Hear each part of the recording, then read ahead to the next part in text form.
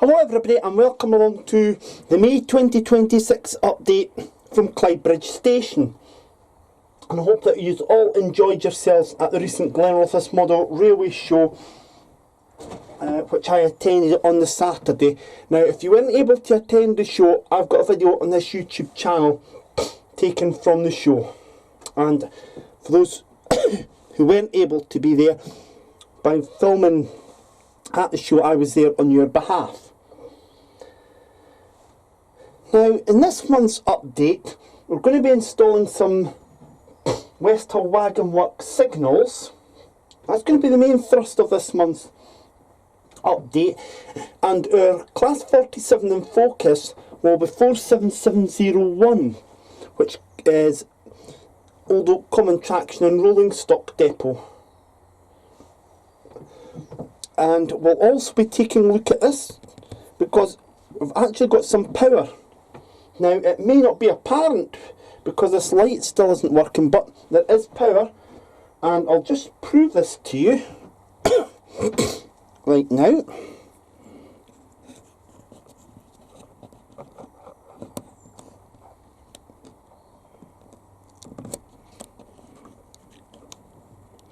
Once I get the thing on.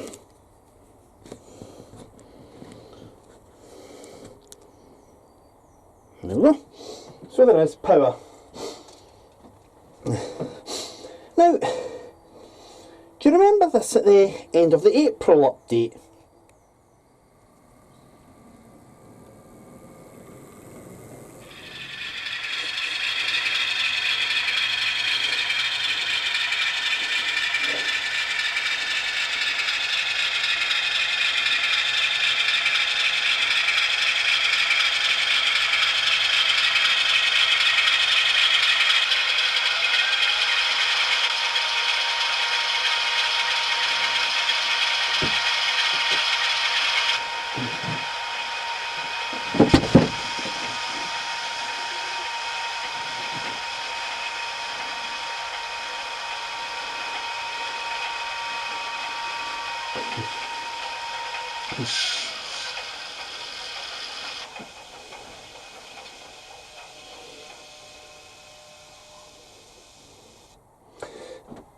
Yes, that was the one little purchase that I made at Model Rail Scotland that I, shall we say, forgot to tell you about.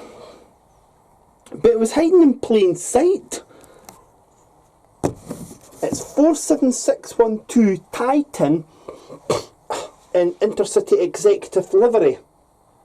It was purchased second hand, or pre-owned if you so wish, from Durham Trains of Stanley at their stall at Model Rail Scotland, and the locomotive is doing okay on here, and it's been tested on these tracks and they seem to all be okay. Now I'll come into further detail later on about what my plans are for the platforms here at platforms 5 and 6, but I'll briefly tell you I've managed to slightly move platform number 4, and that gives me the required clearance. Now with the sound off, I can show you that it's not perfect platform 4 track. I am getting the odd derailment with a locomotive.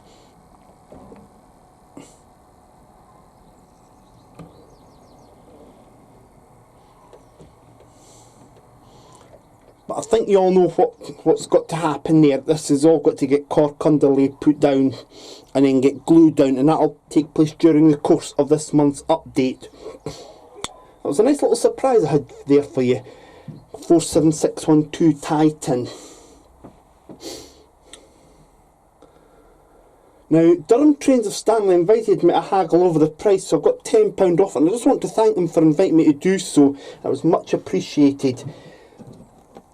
Now, as I say, the track work, whilst it's all, or the vast majority of it is now all laid out and ready to go, there are one or two little, shall we say, bits left that still need to get sorted out, and I'll go through them with you right now. This piece of track here was cut in two originally is back together.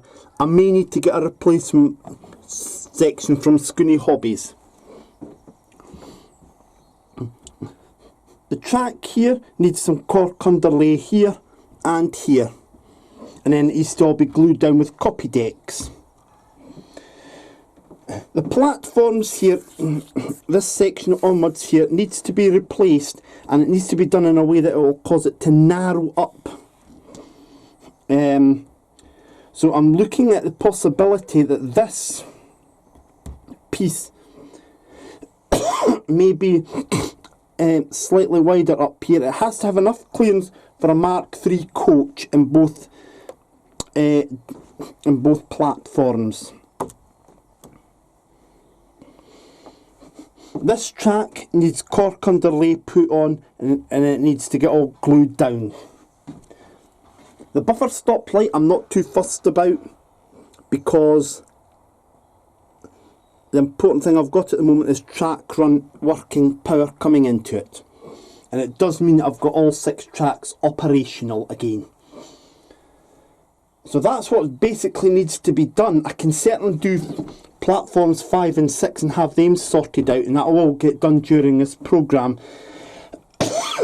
I need to actually think though about the best way for doing this platform, and I think that having it coming out the way and to here, and then just expanding in terms of width is going to be the way to go. So that's what's going to happen. Now later on in the programme, as I say, I will tell you the solution I got that actually made the 6 tracks fully operational again.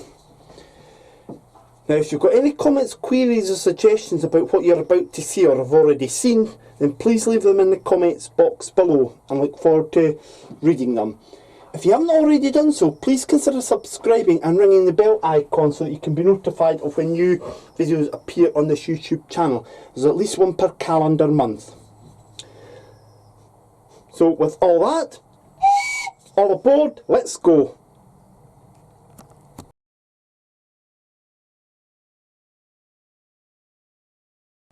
As mentioned in the April update, when I was at Model Rail Scotland, I purchased a large quantity of signalling equipment, all dummy of course, from the Westhall Wagon Works stall, and this is one of the ones we're going to be using here. Now it's set SG10, and it's a 2-aspect dummy head. It's going to go just over here, and it'll be for the approaches to platforms 1, 2, 3. Now for those of you wondering where the one for platforms 4, 5 and 6 would be located, no, it would not be located here. It would actually be in the tunnel. Having seen such things on the Tyne-and-Wear Metro and on some drivers I've used, particularly on the approaches to Glasgow Queen Street high level, sometimes the signals for junctions outside a tunnel are in a tunnel. It's for visibility reasons, and so this is what I'm going to be doing first of all. Now it's a double gauge single post signal head, and it comes with, I'll get it all here for you, and this is your equipment here. Now it is a silver pole, and you've got all the stuff there to get painted. There's quite a lot to this kit, I should add, so the important thing to do here is to take your time with it. There'll be extra stuff that I'll have to order from likes of Scale Model Scenery after I've actually got it installed, but I'd like to get this signal in first, and obviously it'll be as close to this wall as possible so I've got the actual correct clearance for Mark III coaches come around. We'll test that later on by using a Mark IV coach. I'll get this kit opened out and we'll have a look at it further. With the kit opened out the bag, we can get a better look at it now. What we have here is the set of ladders that you see there. We have the base, we have the signal head, we've also got the a little box there, which I presume is for likes of a telephone. This is quite a comprehensive little kit, this, and of course the choice of dummy lights to put in them. Now, for this first signal, we're only going to be needing yellow and red. You never ever get a double yellow or a green on the approach to the buffer stops at a dead-end terminus. You never get that. Now, that has been in place since 1976, following the tragic accident at Moorgate on the London Underground, on what's now a section of the National Rail. The kit itself is grey, but I would certainly say that it would be doing no harm to give that a quick spray with some more grey. And notice also that the ladder would actually go up that way, so I'm showing you upside down, believe it or not. But there's various bits to it. The first thing I need to do is obviously get this cut off the sprue, and as usual, please do what I'm going to do. Take your time with it. That's the first signal now in its final place, but not glued down yet. I'll glue it down with Copydex shortly. A few tips for you. I'll say I've took my time with it. If you need to, it would be a good idea to refer to the West Hill Wagon Works website if you get stuck at all with anything. And also, see these the lights here? I would always keep them as spares, especially if you're building quite a lot of these West Hill Wagon Works kits, because they are easy to lose or break. So that's a couple of tips I'd give you. I'm going to glue this down now with Copydex. I've already tested the area using a Mark IV coach, and later on, once I've got the track cleaned down the ramp, we're going to bring in 47708 pushing the push-pull set just to see how it looks. Now, not every area will require the same signals, and in the top right hand corner there should be a link to a video called BR Signalling, which is well worth a watch. I'll also put in the description below at the end a website called Rail Signs that explains about the various signs that you get on the railway network, as well as some of the signals too that you used to get and currently get. So it's a good website to look at too.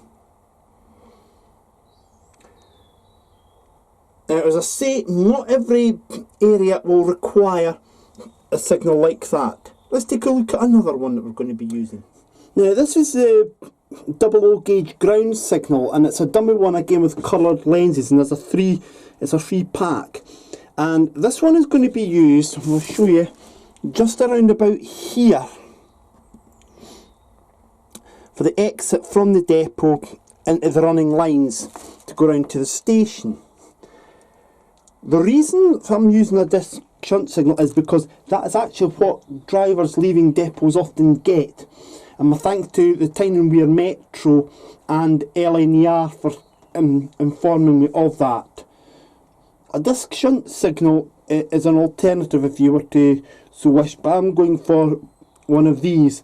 And that's going to sit, as I say, round about here. So it's still in good vision from the driver in the cab. Now, I could easily put it here, but I'm reluctant to at the moment. I'd rather have it just here. So I'll get one of those built up, and we'll have a look at it once I've got it in what I hope to be its final place. That's the approximate position I would like the ground frame colour lights shunt signal to be in, round about there. I haven't tested it yet by putting a loco there, but I will do. And I've now Copydexed down, and I'll just move the camera, the signal here. Notice also I've Copydexed this piece of paper here back, and it had come off. And that should therefore be dry in a little while. Now, the only thing that's wrong here with that is it doesn't have a a number telling you what platform to go into, so I may well have to take that up and redo it, and to save myself the bother, so there we go. I'll take that up there now and I'll put it there. I've just noticed that now that I haven't put a number on it. It's actually for a gantry. Not to worry, not to worry. We'll find a use for that, don't you worry folks. But as I say, we'll find a use for it. In fact, I think that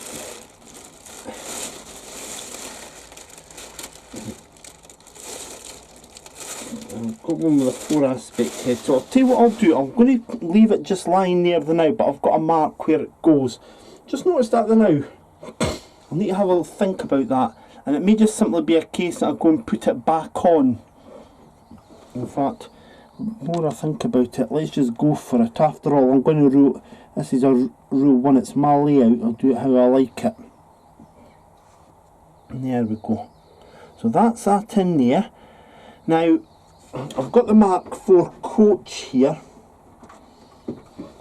and Mark IVs won't run on the layout, but as it's slightly bigger than the Mark III, it's a good test. And you can see here that there's plenty of room. Going into here, normally you should never actually put rolling stock onto the track at a curve or points, and you can see why, but here I'm just checking to see there is just enough clearance there, so I'm happy with where that is, and I'll get that glued down. It's worth mentioning as well that if you're doing semaphores, do be aware that in certain parts of the network different styles of semaphore exist. Here I'm just using normal electric signals, so there'll be slight regional variations, but not as much as what you would get with semaphores. Now we'll return later on to the signals and have a look at what else I'm going to be using and where it's going to be put. But before that, let's take a look at this month's 47 in focus as part of the Me 47 series, with me being 47 years old this year, and it's, as I said at the top of the programme, it's a prelude to the Network Southeast 40 celebrations in June. It's 47701.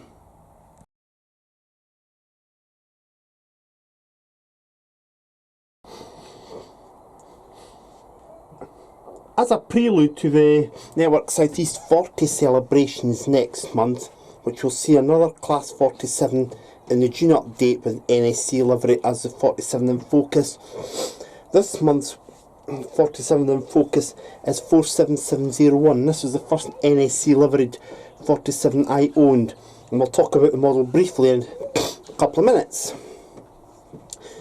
The real 47701 began life as D1932 in 1966. By 1969 it wore a early version of BR Blue with the running numbers below the second man or driver's cab side windows, and the BR logo on the body sides just beyond the doors. Repainted into this more standard BR Blue early on in its career, D1932 would later become 47701 when in 1979, as part of the modernisation of the Edinburgh, Glasgow and Glasgow Aberdeen services, a total of 12, later to become 16, Class 47s were given BREL push-pull equipment and became 47/7s, and this was the first one, of course. It became the pride of the ScotRail fleet with the name St Andrew as well. In early 1981, it was involved in a collision with a freight train that had been routed onto the wrong line, and that explains the flush cab end that you see here. Repairs were done at Crewe, and it was back in service in 1982 on push-pull trains. In early 1986 it went back to crew for overhaul, and it was repainted into the blue striped ScotRail livery. And it remained in this livery until 1991. On the 31st of October 1990, both this loco and 47708, which coincidentally is also on the layout, were transferred from Eastfield to Old Oak Common following the introduction of Class 158 Sprinters onto the ScotRail Express network. 47701 was subsequently painted slightly, with the bottom parts of the cab doors yellow as well. Both it and 47708 were denamed, and the ScotRail legend was painted out on this locomotive 47701, but it retained its BR arrow. On the 16th of August 1991, at the Old Oak Common Open Day, this locomotive 47701 was unveiled in Network South East livery and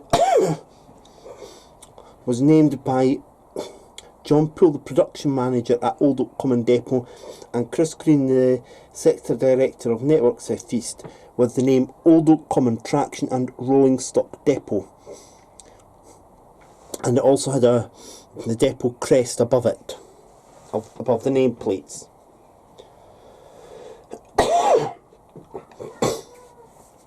It remained doing work on the Oxford to Paddington and Exeter to Waterloo services until Class 165 turbos and 159 Western turbos came on stream between 1992 and 1993. The real 47701 still exists. It now carries the name Waverley that was previously carried by 47708, and it is now in BR blue livery and is preserved. Now the model that you see before you is a Bachmann limited edition model, and it was commissioned by the Kernow Model Centre at Camborne in Cornwall. The locomotive is presented in excellent condition with the white wheel walls, which I actually am a great fan of, by the way.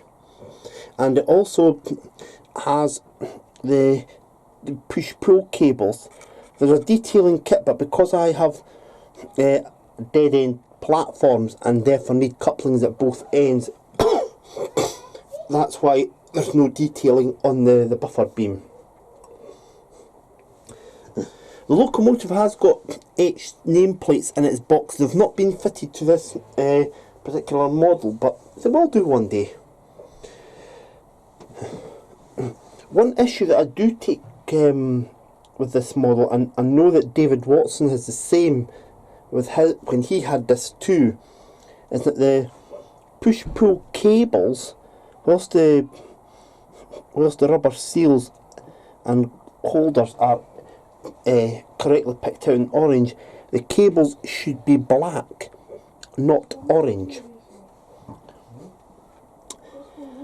47715 Haymarket, which is also a Bachmann model, has these correctly depicted.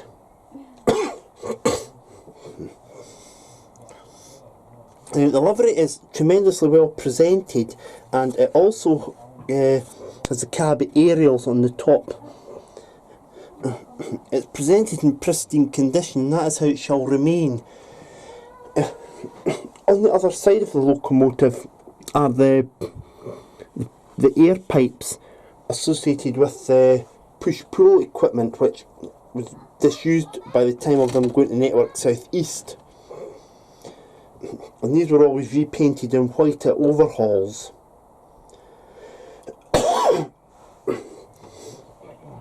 One other thing just to point out to you, you'll notice that there's no BR logo on 47701, and again that is correct. From 1990 onwards, Network South East did not put the BR logo on locomotives or multiple units, or publicity either, so it's absolutely correctly picked out. Now this is it the revised Network South East livery, with the toothpaste livery going straight along and not upswept to the end. Next month's 47 in focus will be 47573, the very first locomotive to carry, well, the very first Class 47 rather, to carry Network South East livery, and it has the original NEC livery, and we'll talk about that next month. One other thing just to mention to you about this locomotive, and the camera can actually pick it out here, no problem. The buffers have not had any weathering done to them or application of paint to make it look like grease, and I intend to keep it that way. So that's 4770, the fifth 47 in focus as part of the Me 47 celebrations this year. Next month, as I say, it'll be 47573. But just staying with Network South East for a minute, as we're on the topic of Network South East, the 10th of June 1986 was the launch day of the Network South East brand. So the 10th of June 2026 will mark 40 years since the launch of the brand, and it's going to be marked and commemorated on this YouTube channel with a couple of special videos. At around 10 AM on the 10th of June, there'll be a video called The Network South East Story. And later on in the afternoon, there'll be a video, a general modelling video, modelling Network South East. Now, the Network South East story will tell the story as brief as I possibly can about Network South East formation. The modelling idea videos, the modelling video will tell you just the general things to look for, what's available to the modeller. Also later on in June, there'll be 3 modelling idea videos to do with Network South East.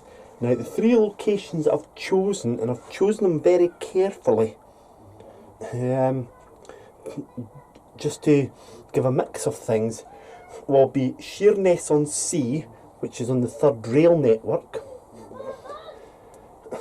There'll be Hadley Wood, which is on the East Coast Main Line, and that will offer you the chance to have intercity and rail freight as well as Network South East. And there'll also be Andover in Hampshire as well, which again will offer a variety of trains. Now that'll be coming in June. Now the videos themselves won't form a part of the Clydebridge Station video series, but they'll be on the Clydebridge Station YouTube channel. It'll just give you, just to celebrate the Network South East brand, it would just be irresponsible of me to actually put it into the Clydebridge Station series, but they'll be on the Clydebridge Station YouTube channel, so watch out for those throughout June, starting on the 10th of June. Now in the meantime, we're going to get back to the signalling and West Hill Wagon Works signals.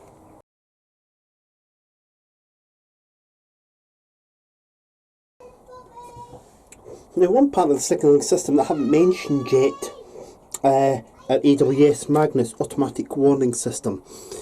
Now, Richard Watson at New Junction done a video recently where he was up sorting out the area around his tunnel portals, and he made mention of the fact that AWS magnets can be as much as 2 metres away from a signal. Now, very clearly, I'm not going to be able to do that at all locations. What I will say is that at dead-end terminal stations, they have to be a little bit away from the signal, not too far away.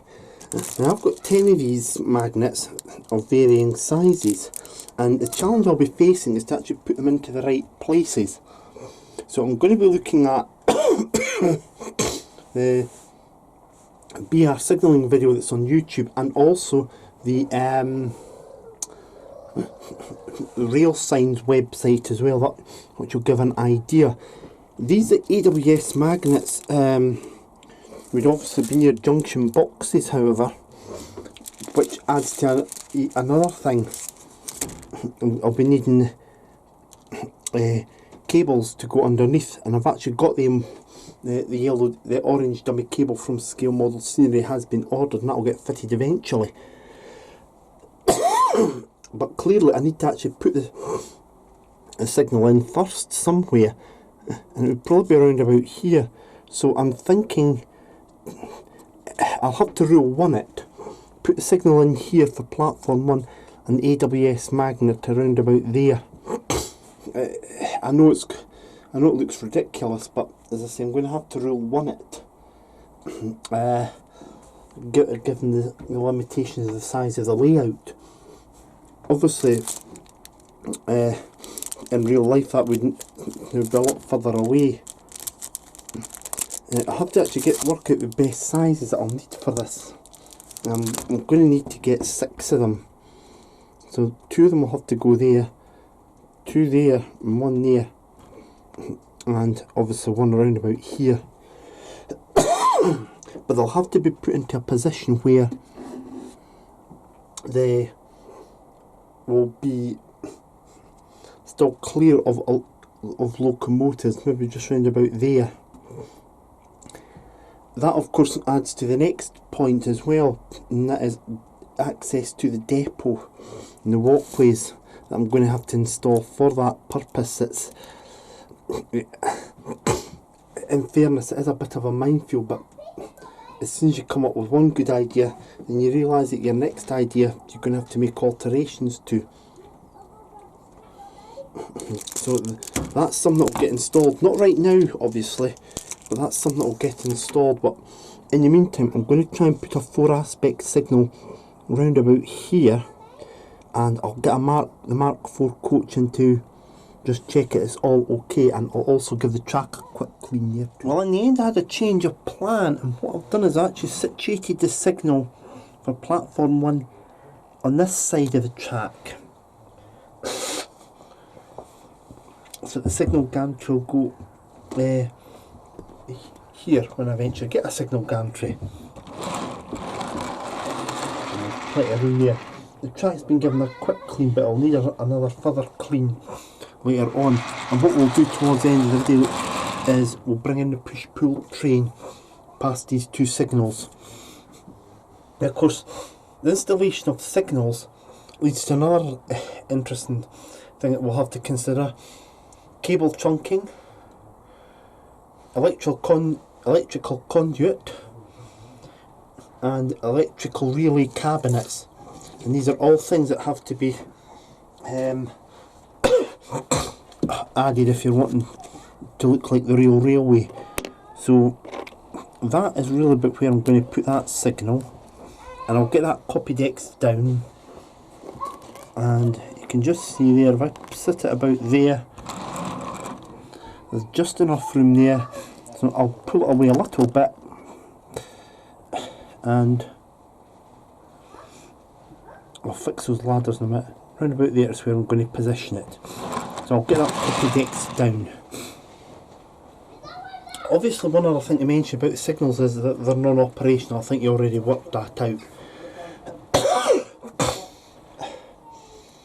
Now, over at the other signal that I installed earlier, I'm struggling to work out how to put this into position. So if any of you happen to know how that can go onto this 2-aspect signal, could you please let me know in the comments box below? I'd be very interested to find that out. I'll get that copy decks down, get the ladder fixed, and we'll take a look at what else that we need to do.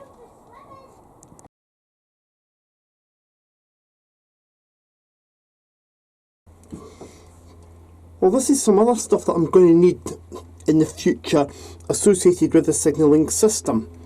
Scale Model Scenery line side trunking. You'll see some of that in a minute. It's already been laid. And also, this is something I've never used before, and it's UTX trunking. Both these from Scale Model Scenery. The little UTX trunking you see there is actually designed to go underneath track.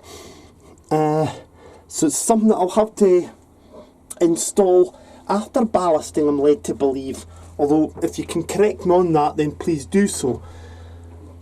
The idea behind the Scale Model Scenery stuff is that, well, here we are, in fact, is why I prefer it to the wall stuff is you can actually take off lids and you'll still see some cables exposed under the kit, because if you look at the kit here, it's actually already weathered and it's got other pieces in it, and there's a slight revision to the design. I won't be able to identify this now until I come to using it, and that'll be a few months away. But we've got this sheet 2 here. This used to be the only sheet you got, along with the interiors. But now we've got this sheet 2 here, so I suspect that may be to raise it up a bit more. But look at, if we turn it back over, there we have it there. That's the scale model scenery trunking kit. As I say, I prefer that to the wall stuff. It is also a little bit more flexible and you can take lids off. Now there is a video that Justin Noble done with his wife Tina from Scale Model Scenery that shows him actually building one of these kits, but please note it was actually the original design, not the slightly revised design. One other thing that's good about this is it's got the little T pieces here. I've got to really decide where I'm going to put all of this. I know for a fact I'll have to put some round here, and I know for a fact that I'm going to have to put some in this area. But I can't do that until I've got the signals in place, and I've also got the electrical cabinets in place as well. They're from West Hill Wagon Works, and I've got some of them. So they all will be getting them put into place first before I can even think about using this stuff. But I've got it and it's ready there and willing for me. Right, now before we wrap up this month's update, it's time for some shout outs.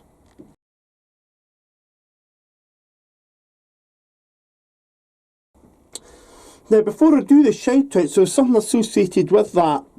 A couple of items that I showed you earlier from SMS, and that is SMS recently ran a competition to determine who would be the winner of these weathering pencil kit.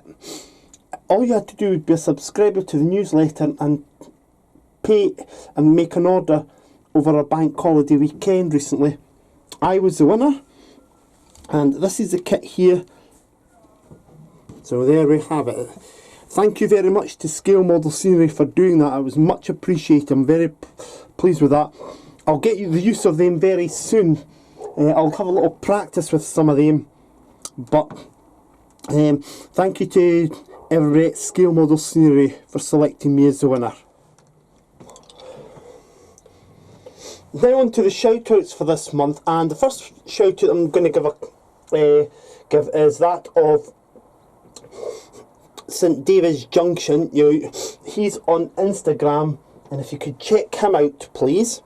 The second shout out that I'm going to give out is to a lady that I actually saw recently at the Glenrothes Model Railway Show, and it was actually Dumbarton TMD, I believe. I think that's the right name of it, so correct me if I'm wrong, but please check him out. I don't think he's on YouTube, but he is on Facebook, so if you could check that out please. And Loading Engage Lucy, you'll find her here on YouTube as well as Instagram, and I'm sure she'll be pleased if you could subscribe to her. Now, a couple of other shout outs away from layouts, and the first one is to Network Southeast Friends. I believe that's what they're called. I'll put the link to their website in the description below.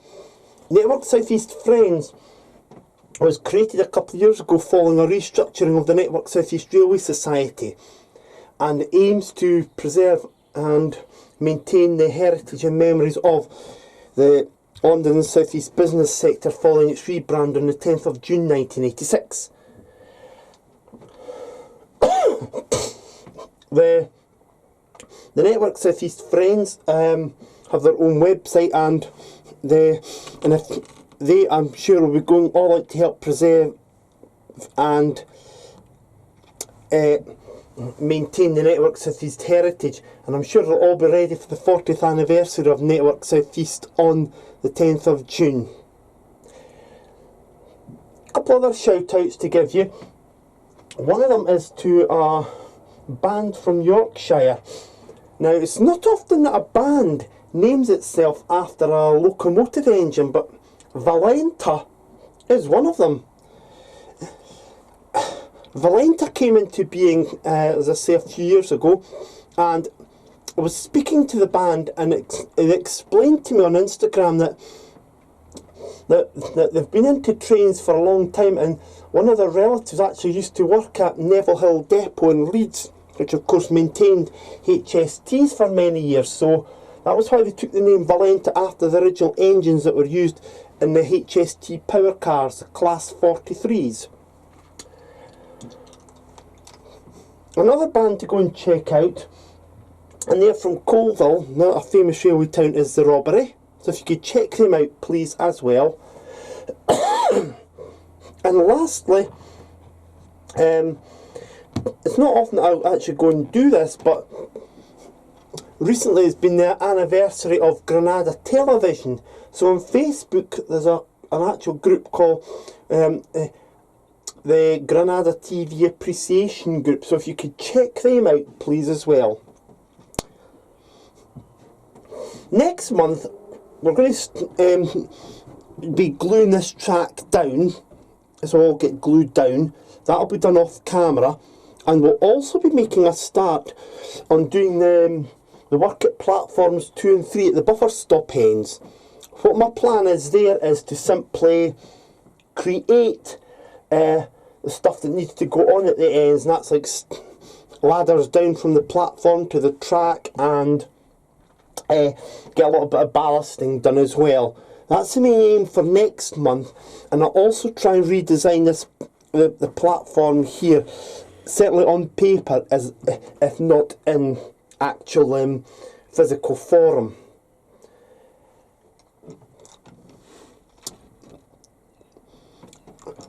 But before all of that, of course, we have the celebrations for the 40th anniversary of Network South East, and you'll see those appearing during June, with the first 2 videos. A look at the Network South East story, and a look at modelling NSC in general, both coming out on the 10th of June, and then there'll be 3 modelling idea videos looking at NSC locations, and you'll see them throughout June. My last actual appeal is to all of you out there.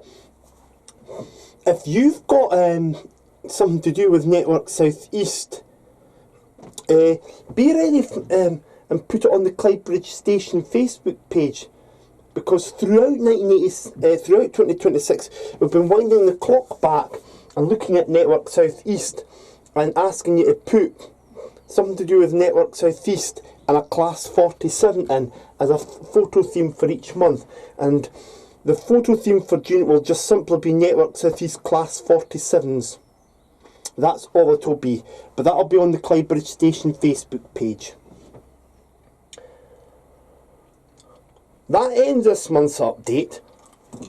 I hope you enjoyed what you've seen, and I hope you enjoyed the little surprise I had for you to start with Titan. And look out in the June update for another locomotive that's going to be joining the fleet. All that remains for me to do now is to say, please, thank you very much indeed for watching, and whatever you're doing, do take care of yourselves, won't you, and enjoy your layouts, and we'll see you soon. Cheerio.